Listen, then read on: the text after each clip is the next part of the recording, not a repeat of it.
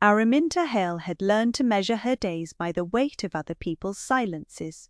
In the weeks since her father's death, the house in Grosvenor Square had been rearranged into a shrine, black crape where laughter ought to have lived, candles kept low so the wick did not seem to sigh, and a strict attention to propriety that made even the servant's footfall feel like a confession. The condolences arrived in tidy stacks of calling cards, each one bearing a neat hand that implied sympathy and concealed calculation. Her stepmother, no longer young and determined never to look as though she regretted anything, had attended to mourning with such devotion that it might have been mistaken for grief, had Araminta not seen the same devotion applied to budgets. Yet the rules of the season did not pause for grief. Society required its ritual. A family could mourn and still be examined as though grief were merely another gown. After the funeral, invitations came, carefully worded, politely insistent, as if a widow's family could be revived by turning their face toward the music. Araminta had insisted on one mercy: she would still accept her morning calls, still receive the visitors, still appear with enough dignity to prevent the gossip from feeding. She would do it because her father's name deserved better than a collapse into obscurity. She would do it because her inheritance was not secure, because the entail, though it looked robust on paper, had a weakness known only to those who had lived too close to legal ledgers. And she would do it because the only person who had truly cared for her mind in this house had been her father. That would have been enough. What truly unsettled her was what followed the condolences, the entanglement of letters. The first was a message delivered by a man who introduced himself with the confidence of those who never waited for permission. Thaddeus Langford, solicitor to distant estates and familiar to the wealthy in their worst hours, had been in her father's papers for years. He arrived now with a folder sealed in wax, and a voice that contained no sorrow at all. "Lady Araminta," he had said, as though the title were already decided, "I am sorry for your loss. Your father made certain provisions. There are documents to complete." Her stepmother, Cecily Renford, softly spoken and hard-eyed, had asked what provisions. She had asked with the expression of someone who expected the answer to confirm her authority. Langford had offered a polite bow to her, then turned back to Araminta with a measured kind of respect. "There is an opportunity," he said, "for the estate to avoid a sale." The phrase opportunity was a blade wrapped in velvet. Araminta requested to see the documents. Langford produced them. The entail was tied, not merely by property, but by obligation. If certain debts were not resolved within the term of the current year, the estate would pass out of the Hale line. The sum was not enormous for men accustomed to lending, but it was devastating for a mourning household, supported by careful appearances and unwilling relatives. Her father had known. He had foreseen the pressures and arranged a mechanism, a trust contingent on the next heir's legal marriage. Not just any marriage, a marriage to a particular family connected to the Duke of Wynthorpe.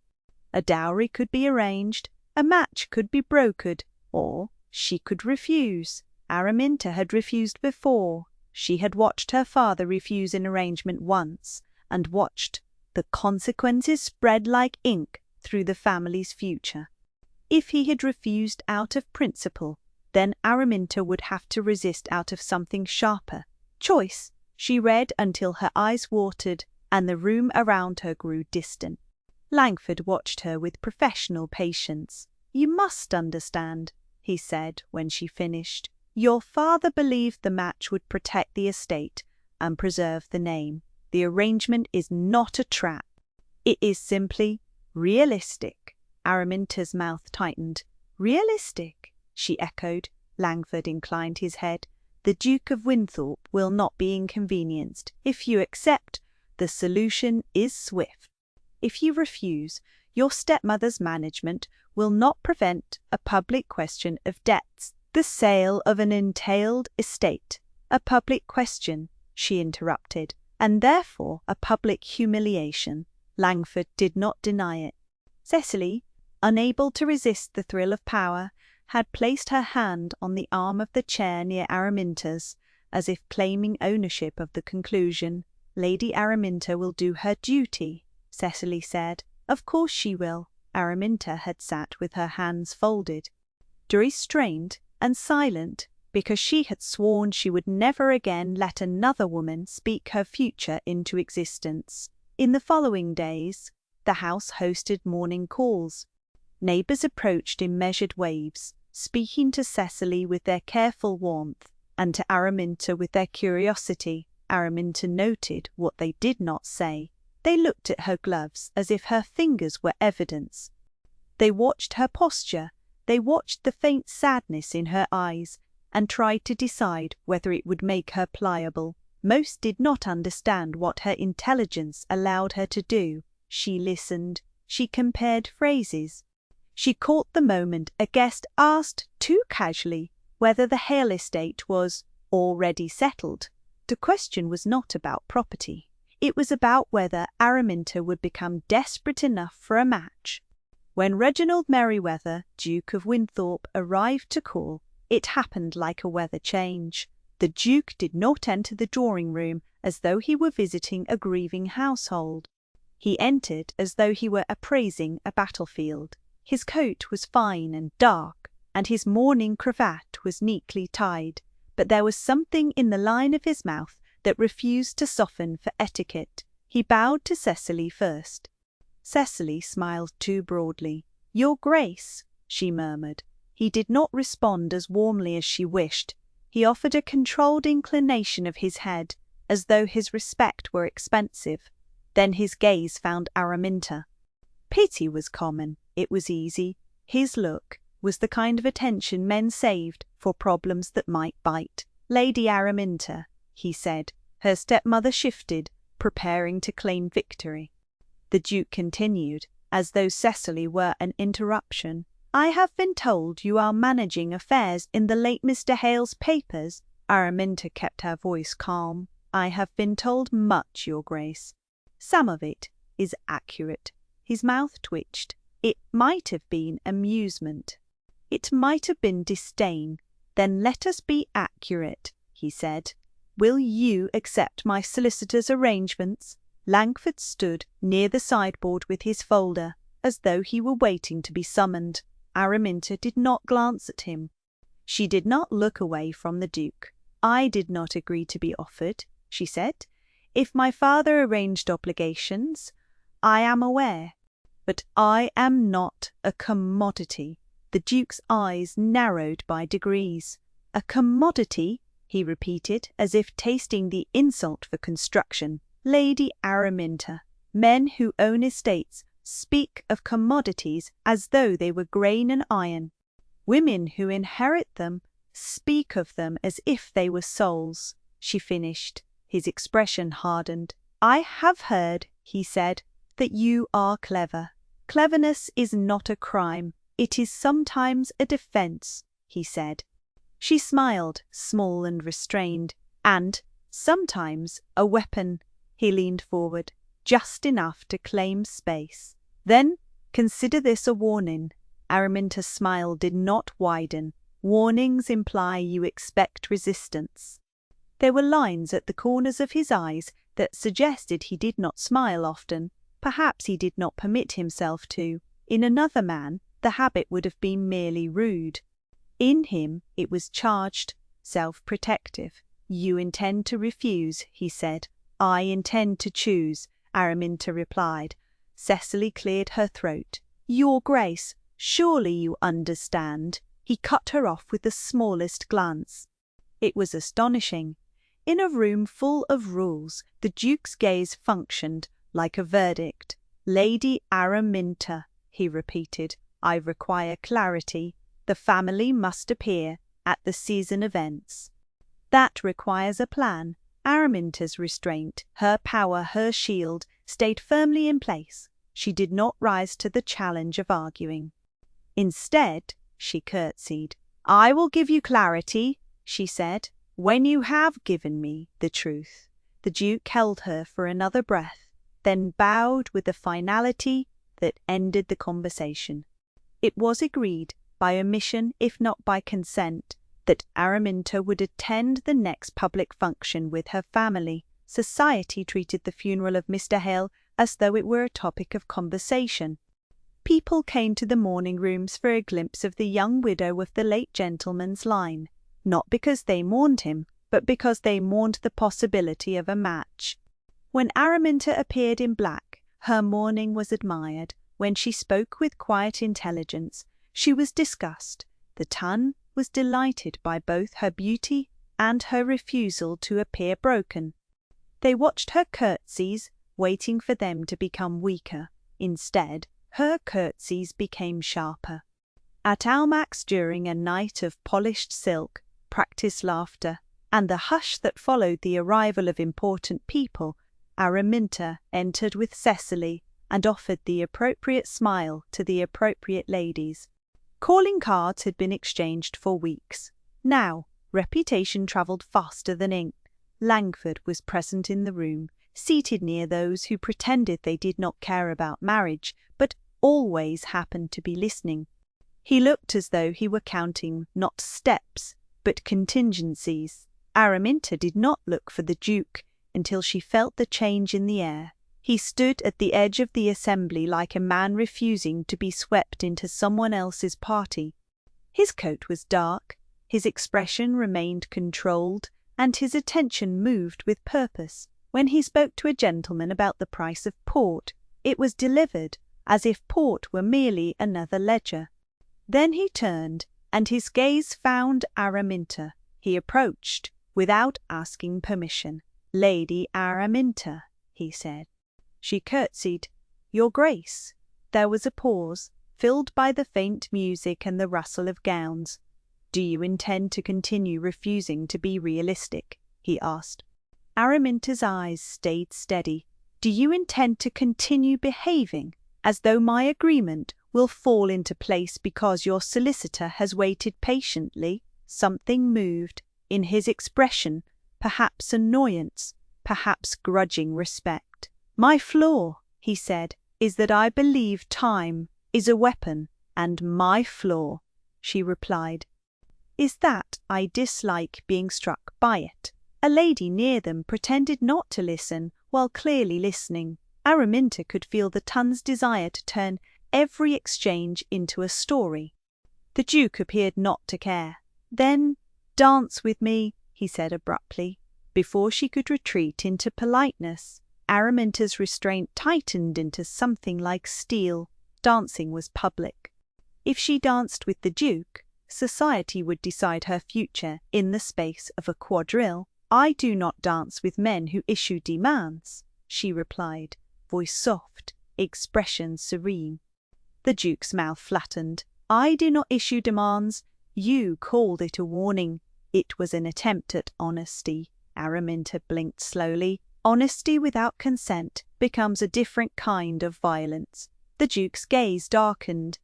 The scar at his jaw was suddenly more visible under the candlelight, as if it too had an opinion.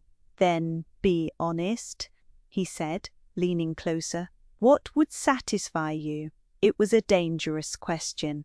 Cecily watched with hope like a trap. Araminta refused to give them a spectacle. She did not announce her answer. She did not cry. She did not argue. She looked at him with calm intelligence and offered the simplest thing her agency could produce. "I will accept nothing that saves my estate at the cost of my name," she said. "If my father's plan requires my marriage, then I require the truth of why he chose you, and what you will do if I refuse." There was a battle in them, not the kind that ended in injury, but the kind that ended in decisions. At last he spoke quietly. "If you refuse," he said, "your stepmother will claim you were ill-advised, your solicitor will press dates. The creditors will come like vultures, and society will decide that your mourning is merely a costume." Araminta's throat tightened, not with fear, but with fury. "And you?" she asked. He paused. His jaw tightened. "I will do what I must," he said, "but I cannot promise it will be merciful." The honesty struck harder than any threat. "Then you are not a villain," Araminta said, allowing herself the faintest lift of her chin. "You are simply a man who has practiced survival too long." The Duke's expression shifted, almost an expression of approval. Then his eyes flicked toward Langford. "Mr. Langford," he said, "you have given her papers." Langford rose and approached with his folder held as though it were evidence in court. "My Grace," he said, "Lady Araminta has reviewed the contingency." Araminta kept her gaze on the Duke. "Then tell me what my father could not." Langford's lips parted, and for a moment he looked genuinely uncertain, like a man who had prepared for an outcome that now felt different. "Your father," Langford said carefully, "believed the Duke of Wynthorpe would keep the Hale estate out of the hands of those who would drain it." Araminta's breath caught. "A drain," she echoed. Langford continued, voice measured. "There is a competing claim. Not legal, not exactly more persuasive. The kind of claim men make when they think a family is desperate enough to accept terms." The Duke's gaze returned to hers, colder now. "Your family is not only at risk," he said, "it is targeted." Araminta held still. "Then you know who," she said. "I know what I can prove," he replied. "What you can prove is never everything," she said. His eyes tightened, as if she had struck a nerve with a truth he hated. Araminta felt the scandal forming like a storm cloud. The season had its own weather, invitations, whispers, and the sudden turn when a family's private trouble became a public performance. In the following days, whispers found Araminta like pins find soft cloth. Her stepmother told visitors she was being accommodated by Langford and the Duke's household. She told them in the careful voice of someone describing a rescue rather than a negotiation. She mentioned the Duke's name as though he were an umbrella. In drawing rooms, the lady spoke about how Araminta must be considered because she had lost her father and must be guided. In those phrases, Araminta heard what Cecily could not admit. The stepmother was attempting to position Araminta as dependent, as though dependence were a character trait rather than an insult. Araminta had agency, and she refused to let it be stolen quietly. On the next morning Call's Day, she went to visit the Duchess of Kentmere, a woman who held influence in rooms where influence was traded. It was not a rebellion. It was strategy. She carried her best composure and spoke softly, as though she were discussing nothing more dramatic than social arrangements. "I have been told," Araminta said, "that my family's entailed obligations are under discussion." She did not need to. "The Duke of Wynthorpe has been seen speaking to my solicitor," she continued. "Society assumes I am being prepared for marriage." The Duchess lifted a brow. "Are you?" Araminta's lips curved, restrained and precise. "I am being prepared for survival." "Marriage is only one method." The Duchess regarded her with something like admiration. "What is it you want?" the Duchess asked. Araminta leaned in just slightly. "If there is a competing claim," she said, "I require it to be publicly acknowledged as false, before it becomes a rumor that can take root." The Duchess looked amused, then serious. Using a slightly familiar form of address, "You do not intend to be a silent victim." "I intend to be a silent participant," Araminta replied. The Duchess smiled as though Araminta had reminded her of a younger self. "Then you must choose the moment," she said, "and you must decide whether you are willing to appear difficult." Araminta's eyes glinted. "I am always willing," she said, "to appear intelligent." Later that week, at a country house party hosted by an elderly baronet who enjoyed being the stage for others' reputations, the scandal arrived wearing a smiling face. A letter was delivered to the Hale household, sealed with an embossed crest, not found among their papers. Langford received it with careful dread. "It is a claim," he told Araminta. Cecily's hands tightened around her fan. "A claim of what?" Langford hesitated. "Of patronage," he said at last. "A lady, Mrs. Selwyn, believes the estate should be managed through her family's arrangement. She insists, Mr. Hale had correspondence implying consent." Araminta stared at the paper. "Correspondence implying consent," she repeated. "Implying is a beautiful word." Langford's voice was almost reluctant. "The letter refers to a visit Mr. Crowe Hale made to the Selwyn residence. It suggests the Duke of Wynthorpe's interest is part of a broader arrangement. The Duke's interest, society would hear it and decide that Araminta had been negotiated into the Duke's orbit like a prize. And the worst part, worst for the family name, was that it might be plausible. Araminta's father had met many people to protect their interests. He had written many letters. The difference between protection and rumour was thin. Araminta looked at Langford. "What evidence do they have?" she asked. Langford's eyes flicked away. "They have handwriting." Araminta's stomach twisted. Handwriting could be copied. It could be forged. But it could also be believed. She requested privacy and examined the letter with the care of a mathematician. She knew how her father's hand bent on certain letters, how his ink darkened in slow moments. She compared the strokes to those on his earlier documents. The differences were subtle enough to be ignored by those who wanted a convenient story. Her agency, the portion of her that would not be purchased, lit up like a candle in a draught. "This is not his hand," she said. Langford exhaled, relief and frustration tangled. "Then we can refute it." Cecily leaned forward. "How?" Araminta's restraint became power again. She did not raise her voice. She did not accuse loudly. "I will not refute it by shouting," she said quietly. "I will refute it by giving society what it cannot ignore." Langford blinked. "And what is that?" Araminta looked toward the window, where visitors drifted on the lawn like curious birds. "A public moment," she replied. "A controlled one." She invited the Duchess of Kentmere and several influential ladies to accompany her on a morning walk through the estate's gardens before breakfast. It was not an ordinary walk. It was a performance of certainty. Araminta arranged it so the solicitor and the Duke of Wynthorpe would both be present. Cecily protested at first. She could not see why the Duke needed to step into the garden, but she did not fully understand Araminta's plan. The Duke arrived with his usual air of someone who had decided the world would not change to suit him. "Lady Araminta," he said when he saw her, "are you determined to embarrass your stepmother?" Araminta smiled faintly. "No.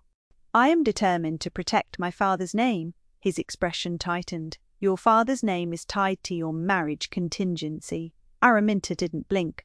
"Then let us make the truth part of it." She handed the forged letter to the Duchess, then to the ladies who gathered. She watched their eyes scan for the right words, watched their silent judgments. When the gossip-mongering began, Araminta did not allow it to grow into accusation. "This letter alleges consent," she said, voice gentle and clear. "It suggests an arrangement between my father and Mrs. Selwyn's family. The writing in question does not match his." "A lady," gasped muttered, "eager." Langford stepped forward. "Lady Araminta's assessment is likely correct, Mr. Hale's personal writing has been documented." The Duke shifted his weight. "Then show it," he said, and there was a firmness in his tone that suggested his flaw, impatience. "If you are certain." Araminta took the Duke's statement and turned it into a moment she controlled. "Gladly," she said. Before the breakfast crowd, she asked the household clerk to fetch 2 samples from her father's papers, 1 letter written the prior spring, 1 legal memorandum composed the previous winter. She had studied those papers enough to recognize the differences. She arranged them so the ladies could compare without touching. The Duchess of Kentmere leaned closer, eyes narrowing. After a moment, the Duchess looked up. "This is different," she said. A hush descended, soft but sharp. Araminta turned toward the Duke. "Your Grace," she said, "if society is to believe a forged letter, it must also be taught to notice the signs of deception." The Duke's gaze held hers. For once, he did not appear angry. He appeared thoughtful. "This is the truth," he said. "Then why hesitate to say it sooner?" Araminta's eyes flicked to Cecily. Cecily stared, stunned that Araminta had brought the truth into sunlight. "I swore I would never marry for rescue," Araminta said quietly. "If I speak too soon, the tongue will decide I am courting salvation. I will not be reduced to gratitude." The Duke's mouth tightened at the word reduced.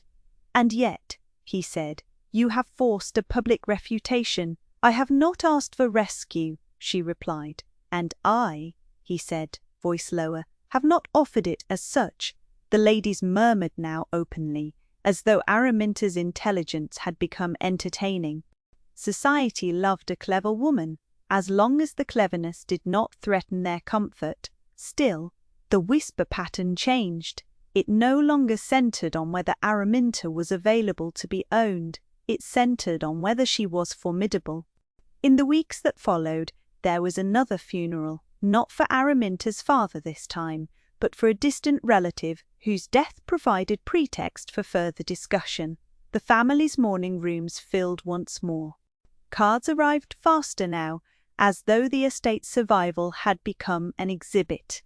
Langford came privately to Araminta with a new urgency. "The Duke's solicitors have received notice," he said. "Mrs. Duke's.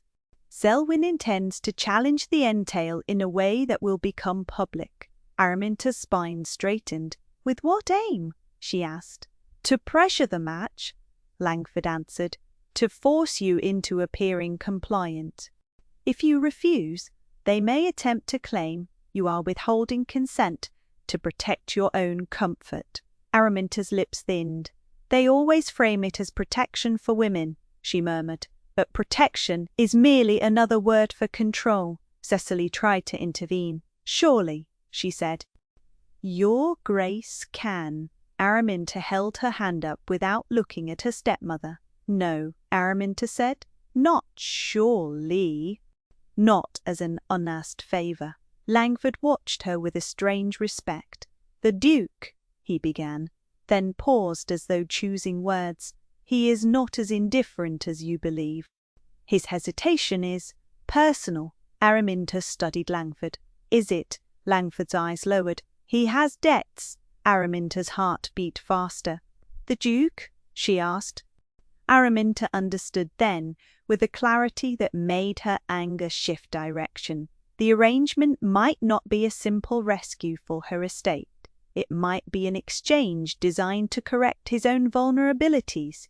That was a flaw, too, his desire to survive by controlling what others might demand. She did not resent it out of jealousy. She resented it because it risked turning her into the solution to his mistake. If she married him, she would not be rewarded with love. She would be drafted into a compromise. She refused to be drafted. At the next season ball, the one held in London with a larger attendance than any in recent months, the ton arrived in their finest finery, pretending the air did not crackle with news. Araminta wore a mourning gown trimmed with subtle silver that caught the light like an accusation. Cecily wore black, as though black were a currency. Langford did not attend. He had been tasked with legal refutation and paperwork. The Duke attended personally. Araminta saw him before he approached, standing near the entrance where the music began and ended, and began again as people gathered. He looked less like a spectator than a man waiting to be tested. When he finally came to her, his expression was set. "Lady Araminta," he said. She curtsied. "Your Grace." He took a breath, as though he were preparing to say something unpleasant. "There is to be a formal contract meeting," he said. Your solicitor insists it must happen at once. Araminta's stomach tightened. And you? His eyes narrowed at his own phrasing, as if he disliked the way his urgency sounded. Araminta did not rescue him from his honesty. She allowed it to stand. Your Grace, she said, why do you insist? His gaze held hers. Because I cannot afford to watch my name become a rumour, he said, and because I cannot afford to watch yours become a caution. It was almost a confession. Araminta's restraint became softer, not weaker, but more humane.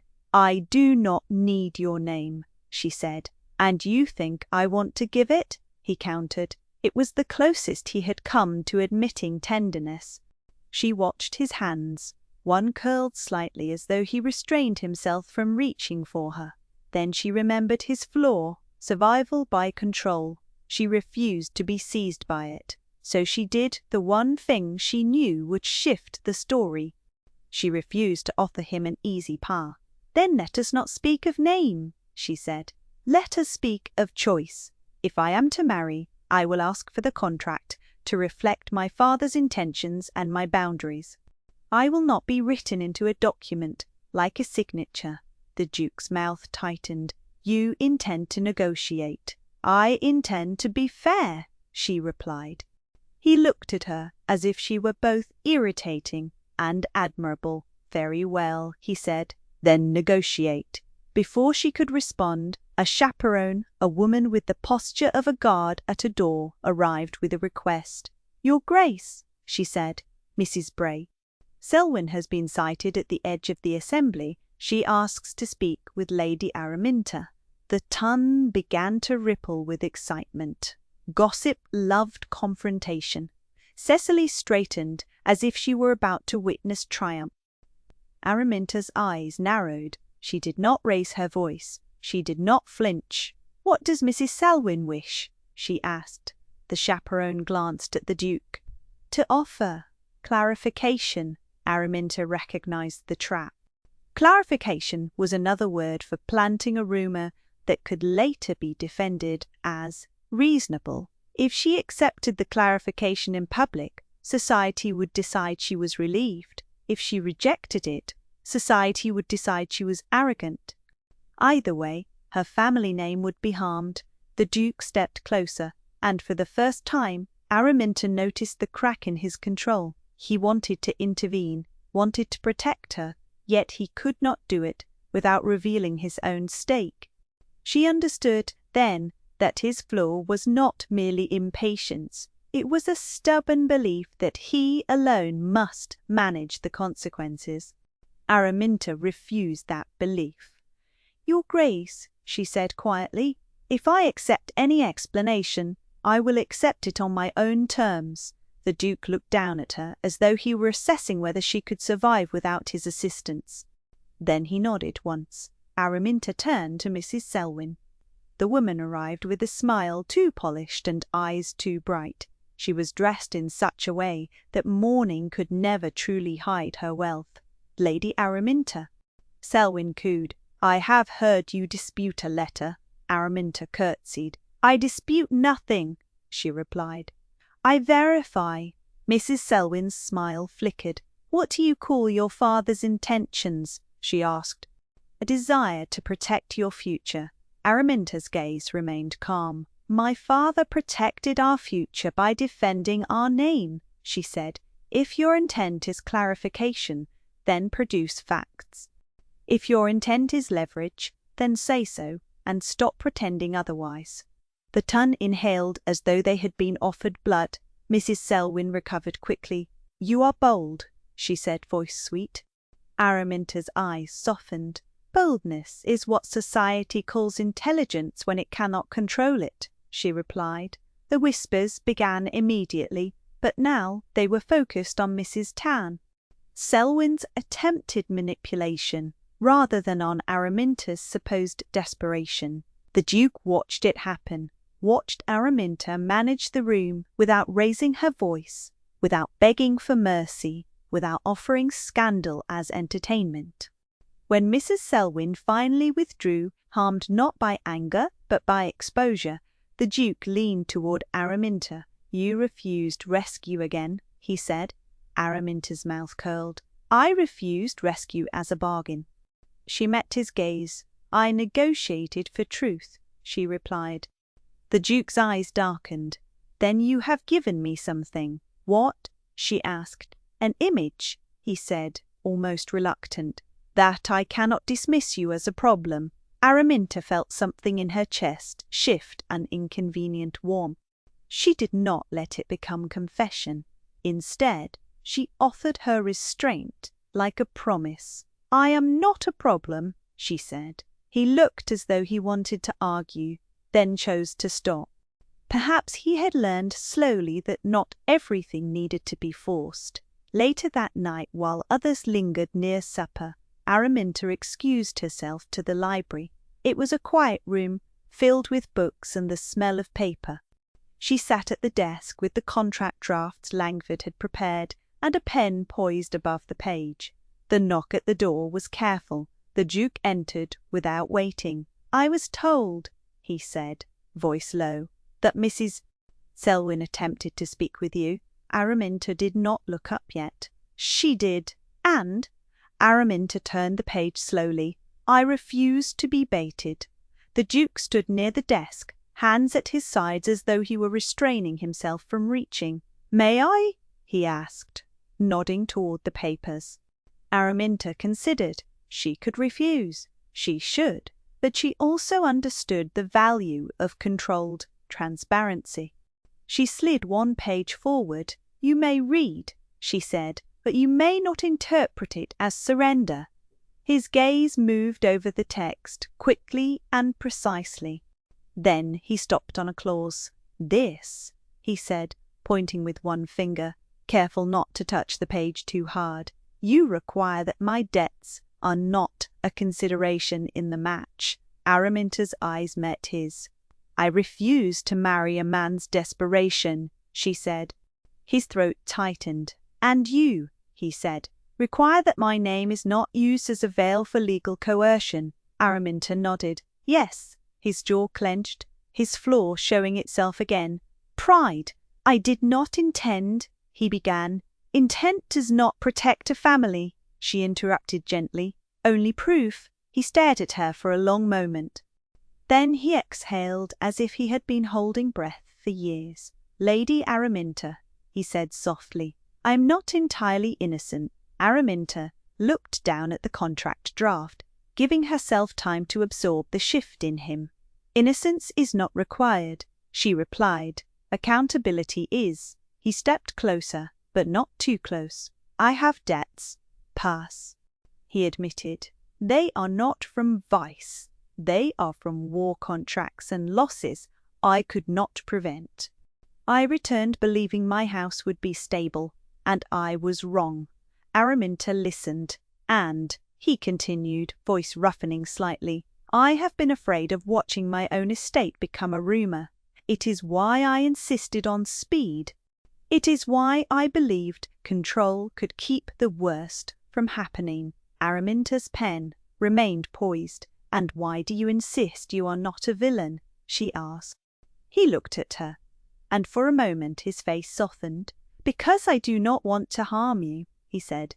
"But I have harmed you already, not in action, perhaps, in the way I spoke, in the way I assumed I could manage your choices." Araminta's restraint did not crack into tears. It melted into something else, understanding. She set her pen down. "You have a genuine flaw," she said quietly. "You mistake control for care." "And you," he replied, "mistake silence for power." Araminta's eyes flickered. "Silence is sometimes the only power that prevents a scandal." The Duke's gaze held hers with new intensity. "I do not want you to spend your life preventing scandal," he said. The words were dangerous. They were not courtship, as society expected. They were a promise of personal commitment without the glamour. Araminta swallowed. "I swore never to marry for rescue," she reminded him. "And I," he said, voice steadying, Swear never to propose as though you were a remedy. If we marry, it will be because we choose one another without pretending our motives are pure." Araminta looked at the contract. She realized then that her father had not arranged this marriage solely to save property. He had arranged it to protect her from the kind of predators who called coercion realism. He had arranged it so that if she ever had to marry, she would have a man who could be confronted into honesty. The Duke's honesty in that library was not beautiful, it was imperfect, but it was real. Araminta lifted her chin. "Then you will sign my boundaries," she said. "You will accept my need for proof, and you will attend the meeting with my solicitor openly, not as a threat." His mouth curved faintly. "You will make me behave. I will make you accountable," she corrected. The Duke let out a breath that might have been laughter. "You may curtsy," he said, as though it were a private joke. Araminta frowned. "Why?" "Because you do it like a blade," he replied. She responded with a small, controlled smile. "And you speak like a man who believes the world must be forced into order," she said. "We are ill-matched, Your Grace." His eyes warmed. "Only in public," he murmured. "In private, you correct me." Listen." Araminta's heart thudded. Traitor to her restraint, she refused to soften too quickly. "Then prove it," she said, "at the next morning call. When society asks why I did not accept a match quietly, you will tell them the truth without making me perform gratitude." The Duke's expression sharpened into determination. "I will," he said. Araminta picked up the pen again, and the contract finally became something other than a threat. It became a negotiation between two people who refused to lie. Weeks later, Selwyn's challenge collapsed under the weight of handwriting, verification, and legal scrutiny. Society had to revise its story. The tongue still whispered because it could not help itself, but the whispers shifted. Now they said Araminta Hale had not been rescued. They said she had defended her family and negotiated her own terms. When the Duke of Wynthorpe and Araminta attended a season dinner, presented as an engaged couple only after boundaries were agreed, and the scandal was extinguished, society watched their restraint like it was entertainment. Araminta entered the dining room in pale mourning silk, her eyes calm. She curtsied to the assembled guests, then sat with elegance that did not require performance. The Duke sat opposite, his posture less rigid than before, as though he had learned to share the burden instead of carrying it alone. As courses arrived, he did not seize her attention. He asked her about her father's papers. He listened when she spoke about entail clauses and the difference between what was forged and what was merely exaggerated. She answered him with quiet intelligence. They sparred with wit, but not cruelty. And when someone at the table, an eager gentleman, asked why the match had taken longer than expected, the Duke's reply surprised everyone. "Because Lady Araminta would not be managed," he said, "and because I was taught that her boundaries are not obstacles. They are the only way to keep the truth from becoming scandal." The room fell quiet, with a kind of respectful shock. Araminta smiled at him, then, small and sincere. In that smile, the season's gossip found no weakness to exploit. The next event was the marriage itself. The wedding took place in a church where mourning remained appropriate enough to satisfy propriety, but where the light did not feel like a punishment. Araminta did not cry, she did not cling. She walked forward with the same agency that had protected her estate. As the Duke of Wynthorpe took her hand, he did not speak a grand declaration. He spoke the truth of a flawed man trying to do better. "I have faults," he said quietly, only for her to hear, "but I will not make you the remedy for them." Araminta's breath steadied. "And I," she replied, voice nearly silent. "We will choose, together, Society expected them to become a cautionary tale. Instead, they became a different story, one in which a family survived mourning and rumors by refusing to let desperation speak first. When the ceremony ended, Araminta and the Duke of Wynthorpe stepped out into early evening air. He offered his arm. She placed her hand upon it with calm certainty. Her restraint remained her power, not because it prevented scandal, but because it had made room for love that could not be bought.